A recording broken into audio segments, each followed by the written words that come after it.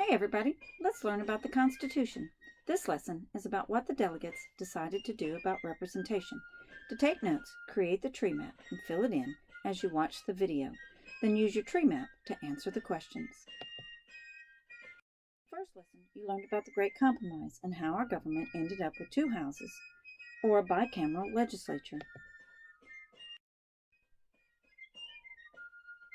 The delegates decided it would be fair if each house had different representation. In the Senate, each state would elect 2 members and have equal representation, but representation in the House of Representatives would be based on a state's population. States with larger populations would have more members. One part of the compromise would cause a conflict between the North and the South. The issue was, should slaves count as part of the population? The delegates had already decided that population would determine 3 things. First, the number of members each state would have in the House of Representatives. Next, the number of votes each state would have in a presidential election. And finally, the amount of taxes each state would pay to the federal government. If southern states counted slaves as part of the population, it would increase their political power. Southern states were in favor of the idea, but the North disagreed. So let's take a look at the numbers.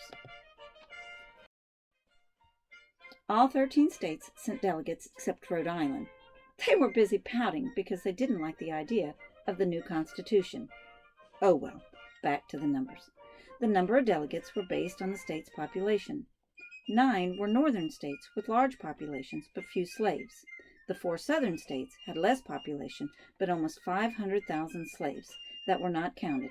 Now look at the bar graph. You can see a clear difference between the number of delegates from each state. In the circle graph, you can see why the South was worried about the number of delegates and why the South wanted slaves to count in the population. So what did they do about counting the slaves? Well, they compromised, of course. The 3/5 compromise. The delegates decided that every 5 slaves would count as 3 people, or 3/5 of the slaves in each state would be added to the population. This would be the number used for setting the amount of taxes, determining the number of representatives in the Congress, and the number of electoral votes for president. The South hoped it would help keep a balance of power in the legislative branch.